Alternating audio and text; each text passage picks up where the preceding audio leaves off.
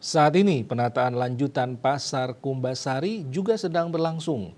Di target pertengahan bulan ini penataan tersebut akan rampung. Usai penataan ini, ada hal baru di pasar ini, yakni stand kuliner untuk malam hari.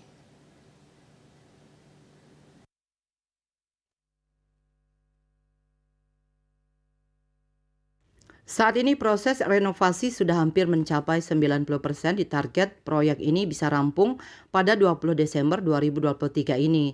Wakil Wali Kota Denpasar IKD Agus Aryawibawa mengatakan, saat ini progres penataan sudah 87%. Selanjutnya terkait penyempurnaan dan pengembangan setelahnya, pihaknya akan berkoordinasi dengan Perumda Pasar.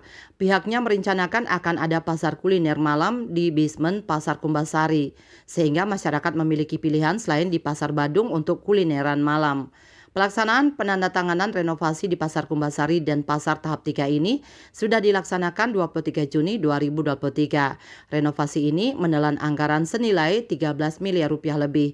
Kabid Penataan Bangunan dan Pengembangan Kawasan Permukiman Dinas Pekerjaan Umum dan Perumahan Rakyat Kota Denpasar Iwayan Dirgayase mengatakan, pemenang tender yang mengerjakan proyek tersebut CP Studio Patung Labda dengan nilai kontrak anggaran 13 miliar 28 juta 700 ribu rupiah atau 13 miliar.